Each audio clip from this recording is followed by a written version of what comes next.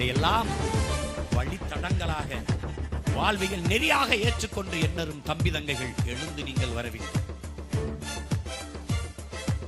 ஒரு புரட்சிக்கான காலம், ஒரு புதிய உலகத்தை படைப்பதற்கான தருணம்.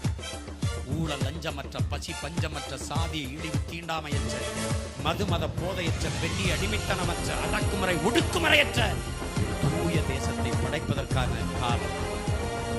அருமை தம்பி தங்கைகளை, உங்கள் அறிவு, உங்கள் படிப்பு, உங்கள் ஆற்றல், உங்கள் எழுத்து, உங்கள் பேச்சு, உங்கள் நடனம், உங்கள் கூத்து, உங்கள் பாட்டு எல்லாம் பால்பட்டு கிடக்கிற, பன்னெடுங்காலமாக அடிமைப்பட்டு கிடக்கிற தமிழ் சமூகத்தின் மீட்சிக்கு, எழுச்சிக்கு, விடுதலைக்கு உதவட்டும் என்றுதான் உங்கள் அண்ணன் உங்களை அன்போடு வேண்டுகிறேன்.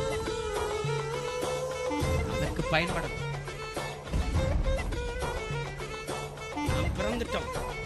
நம் பிறப்பு சாதாரணமாக இருக்கலாம், ஆனால் இறப்பு சரித்திரமாக இருக்க வேண்டும் என்பதை கவனத்தில் வைத்துக் கொண்டு வாழும். அது ரொம்ப முக்கியம். சேகுவாரா சொல்கிறான், நாங்கள் சாதாரணமானவர்கள், ஆனால் அசாதாரணமான ஒன்றை கனவு காண்பவர்கள் என்கிறான்.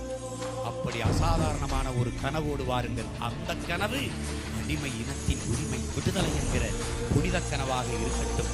உங்களுக்குள் இப்போது எழுந்திருக்கிற போராட்டம், போர் குணம், அந்த உணர்வு நெருப்பு அணைய விடாமல் அடைகாத்து வையுங்கள்.